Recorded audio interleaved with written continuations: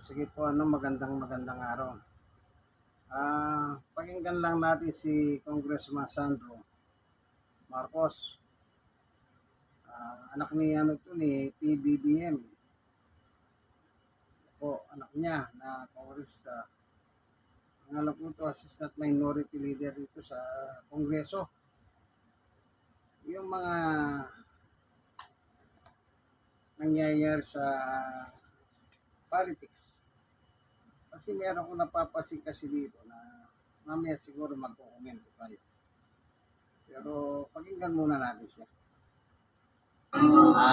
Medyo matagal na ako hindi nakaharap sa inyo, so I thought this special session would be an opportune time to take any questions you guys might have. As you have seen, we have undertaken the President's request to do a special session. So even kahit naman karamihan ng mga batas na request niya ay pinasa na ng lower house, it is still incumbent upon us to convene a special session. So we passed a number of resolutions.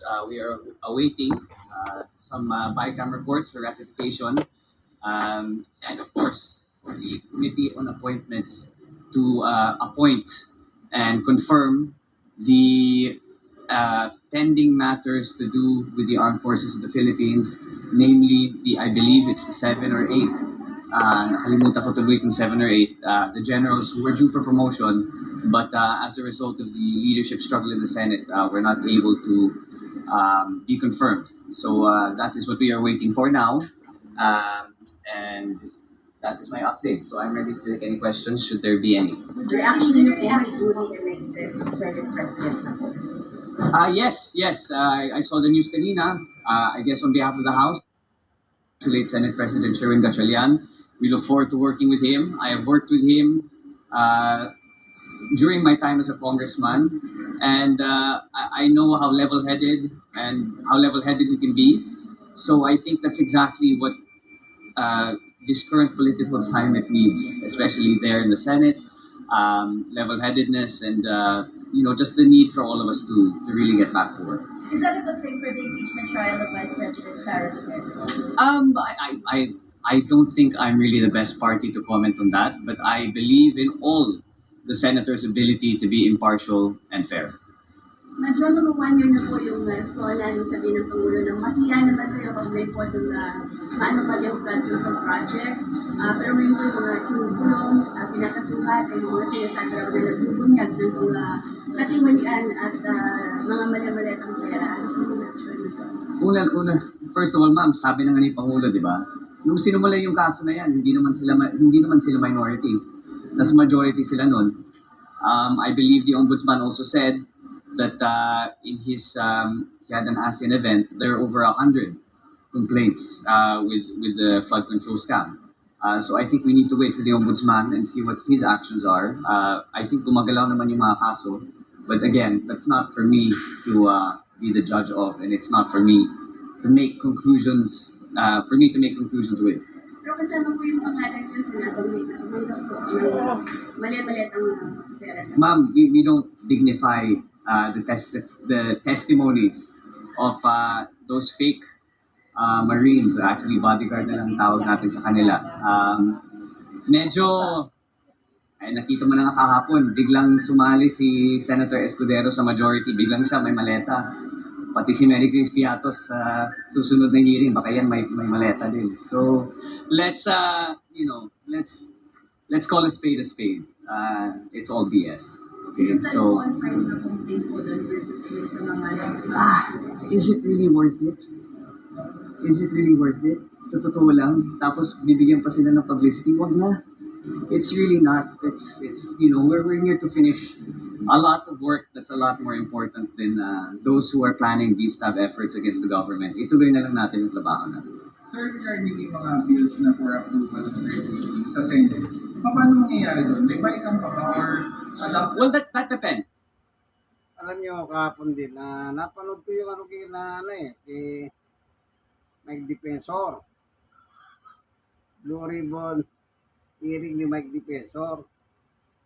Isa sa mga sinong nagbigay ng pera ng maleta kay Bongbong Marcos. Sino siya?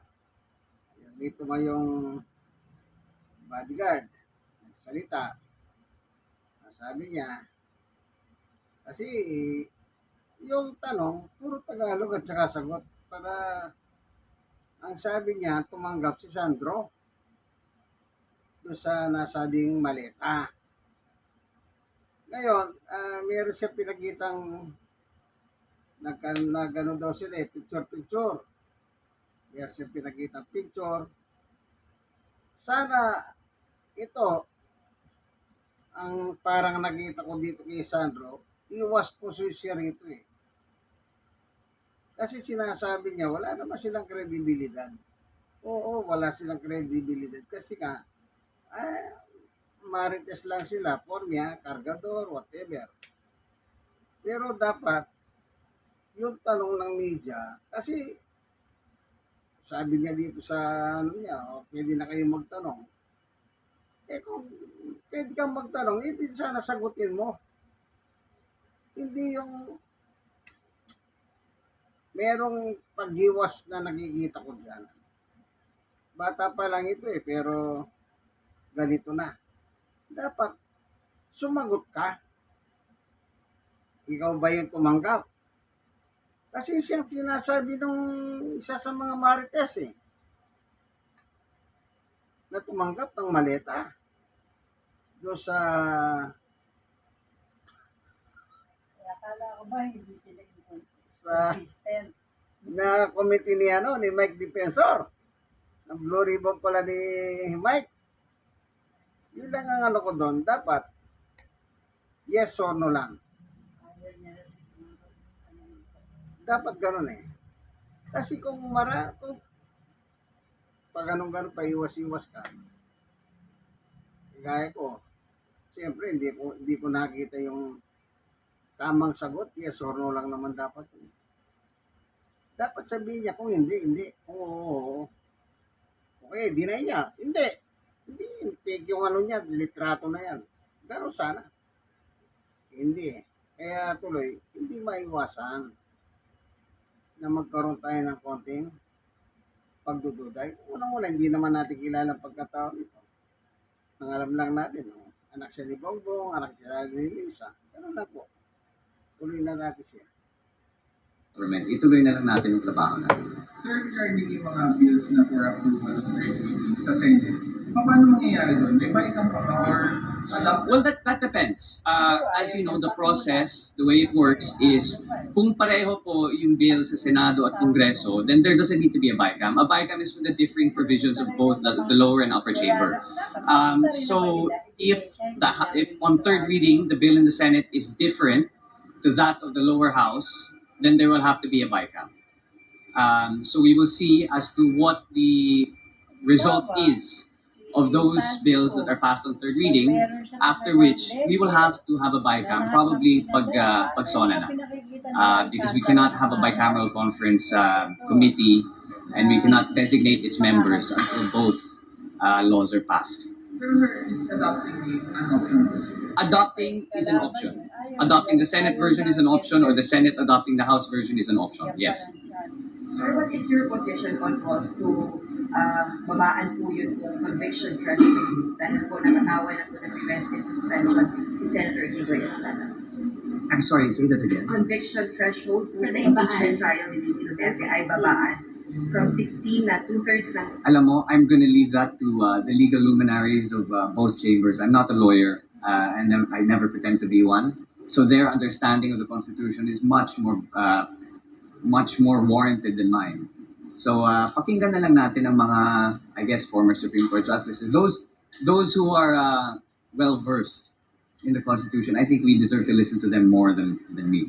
Good job. Preparations for SONA, what do you want to hear from the President? I think I'm the wrong party to be answering that because I'll probably know what's in his speech in the next few weeks. But I think it will just be a report, as always, to the nation, and I think it will be more on the fact of what needs to be done in what's left of the administration. Junior reaction lang po kasi may mga criticism sa anti-political violence bill na hindi na talaga anti to the pro. Response po.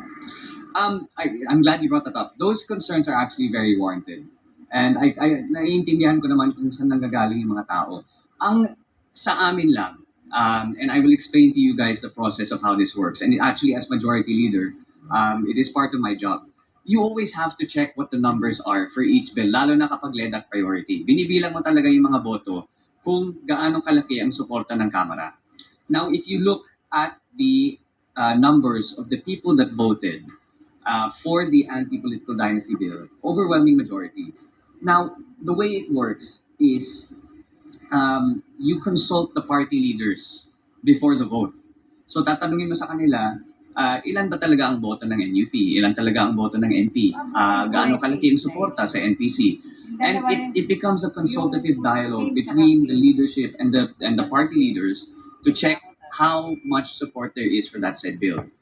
I am of the opinion, and nakita naman talaga namin, na should you make that bill stricter and more constrictive, nawawala yung suporta ng lower house. And let's call a spade a spade.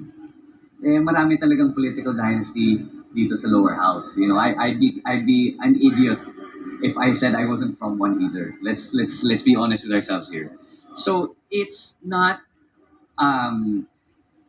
hindi naman yan ginawa dahil yan ang gusto namin na ipasa the bill. Ginawa namin yan because that was the limit as to the support that we could garner from the lower chamber. Now, like what the other reporter asked, may bycam pa. I highly doubt that the Senate will adopt the House version. So, may sarili silang debate, may sarili silang provisions, may sarili silang version. When they pass their version of the anti-political dynasty bill, there will be a bicameral conference, and then there will be another opportunity to amend whatever provisions the upper house think to be inadequate or not tenable to the Filipino people. So to answer your question, it was really a matter of getting it through already na ipasa natin dito sa house to get the conversation started. This is not the final result of what the bill will be. Hindi po ito batas. This is just the version that we in the lower house were able to produce and garner support for. Because had it been more strict, baka hindi tayo makakakuha ng boto. Pero sir, may commitment po ba from your Senate counterpart na makapagpasa ng isang anti-political dynasty? I haven't spoken to them about it. Sa totoo lang, the legislative mill of the Senate medyo came to a halt after this whole leadership struggle. So it was it hasn't been brought up yet. But what's good is that now that these problems with the leadership have been fixed, Yung anti-dynasty, siya po yung nag-file sa lower house. Nga lang, marami palang proseso yun. Kakausapin mo yung mga party leader ng bawat partido. Sabi niya nga, dito sa lower, maraming dynasty. At isa rin siya. Iniwala siya, dynasty din sila. Pero bakit nila pinasa yun? Yun ang maganda. Kailangan matalakay ng gusto. Kung hanggang saan ang pwedeng sumali sa politika, magkapatid, magnanay, magtatay, magtsuyin, maglolo, Dapat whatever. maputol. Kailangan, Sana nga pati yung term ng kasi isang kita niyo po kung minsan, congressman, gobyerno sa probinsya, dynasty. Kaya, pati mayor, tapos meron pang senador na kamag-anak. Kaya, para bang sila na lang po yung matalinong tao? Paano naman yung ibang matatalinong individual? dapat may batas din talaga. Di mo ba? Kanya lang, wala talagang exclusive na dynasty na batas na hanggang dito lang dapat. Wala kasi. Kita niyo yung mga tulpo. Sabi niya nga ng tulpo na tumatakbo sila. Pagkaroon ng batas, kami mismo susunod kami sa batas, sabi nila. O, di ba ilan sila tumakbo noon? Meron nakaupong isa, may tumakbo pang dalawa. Kanya lang, nalaglag yung isa, si Bitan. Kaya kung nagkataon na tuloy, di tatlo sila. Kanya lang, sabi nga ni Erwin, wala pang batas. Yan saning mabigyan nila ng pansin.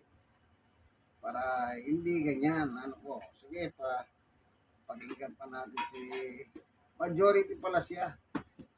Akala ko assistant eh. Siya na po pala yung majority. Okay, pakinggan na natin. So it was it hasn't been brought up yet. But what's good is that now that these problems with the leadership have been fixed, I have no doubt that under SP Gatchalian, the Senate will get back to work. And we have a month and a half, I think, until the SONA. So that's a lot of time to convene with our Senate counterparts, see what the priorities are for the incoming session after the SONA, and really make sure that we buckle down and provide laws that the Filipino people will feel. Sir, sa Senate version, meron po ng provision pababawal yung succession. Your thoughts on that, personally? I honestly, I've been so caught up with making sure this bill passes in the House that I haven't had a chance to read the Senate version. So I don't want to comment on the Senate version yet. Again, I haven't read that version yet. Sir, regarding yung work ng Congress, sabi niyo pwedeng next time para mag-meet tapos maraming gagawin after the SONA, hindi ba makaka-apekto yung impeachment trial? Kasi syempre may mga lawmakers would focus on that. No, I think if you looked at the schedule and the calendar that was suggested for the Senate, and I think you guys can get, lumabas yan sa balita, I saw that in the news, is that they plan on doing session in the morning or the impeachment trial in the morning and then session in the afternoon or vice versa. So it will not stop them from doing their legislative function. On part of the hindi makaka-apekto. Tapos na kami. we've already passed the bills. How support is the House leadership extending to the prosecution, especially since the trial conferences are coming and we're expecting the trial of Vice President Sara Duterte to start on July 6th? I think that's a question best asked to the impeachment team, specifically the impeachment spokesperson. So may request to sa House leadership for the simultaneous translation of the trial to different languages. I think maybe just for the sake of informing the Filipino people as to what are the goings on of the trial itself and between both legislative chambers, good idea. I'm happy to support that. Pero to be clear lang po, wala pong directive sa House leadership sa House prosecution team tungkol po sa impeachment. No, I mean they. I'm happy to support that. Pero to be clear lang po, wala pong directive sa House leadership sa House prosecution team tungkol po sa impeachment. No, I mean they. We all know Chair Jinky is the head prosecutor for the public prosecutors, and she's done a great job in steering and managing the impeachment in itself. So I don't think it's necessary for the leadership to intervene or have any directives to them. They are all brilliant in their own way. So I think just leave them be and let them do what they have to do. Do you believe they have a strong case, the prosecution? Again, because of who I am and my relation to the president, I'm not in the best place to comment on the impeachment. 'Di ba? Kasi kung sasabihin ko sa inyo na talagang malakas ang kaso nila, of course sasabihin niyo yan dahil anak siya ng pangulo. Kung sasabihin ko mahina, ay hindi, nagkukunwari lang yan dahil namumuliti ka. So, it's again, I'm not in the best position to comment on that. Sir, you were the first to sign the first impeachment case against VP Sara last year, Yes. Congress. With all the evidence na nakuha po ng House Committee on Correct. Justice, na nagdagan pa ng firearms daw po na allegedly undeclared, gano'n po kalakas tingin niyo at makakakuha ng conviction yung House prosecution? Again, I don't want to comment na lang. You're right, I was the first person to sign last impeachment. But again, I think that was me being more of a son than a House member. And you have to remember, I was a majority leader at the time. And now that I was senior deputy majority leader at the time. I think so. Last year, no? 19. Yeah, 19. Yes, so it's different now. I don't only represent the First District of Ilocos Norte. I'm not only the son of the president, but I also represent the institution now as majority leader. So magkaiba na. And to tell you the truth, I did let my emotions get the better of me. That was the first time I experienced something like that. So of course, I guess lesson learned. Would you update po sa assistance ng House sa mga victims ng earthquake? I'm sorry? Earthquake in Mindanao po baka may Yes po. I mean, pinuntahan ni Speaker Boji, kasama po ni SP Win, para makita po yung mga nangyari doon po sa Gensan at sa affected areas. And I believe the House has extended already its assistance, and all those districts who have been affected, we have been contacting the representatives and asking what they need, whether it be MAIP or medical assistance, whether it be relief goods, whether it be anything that the House can provide. We are in constant communication with all of those affected to make sure that the leadership gives everything that it can sa ating mga kababayan na apektado. Okay?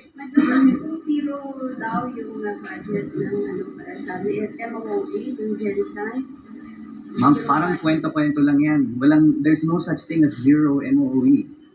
There's no such thing as zero budget either. Pero wala raw kung AIDS or MAIF, yung genocide. Ma'am, that's impossible. Saan mo yan narinig?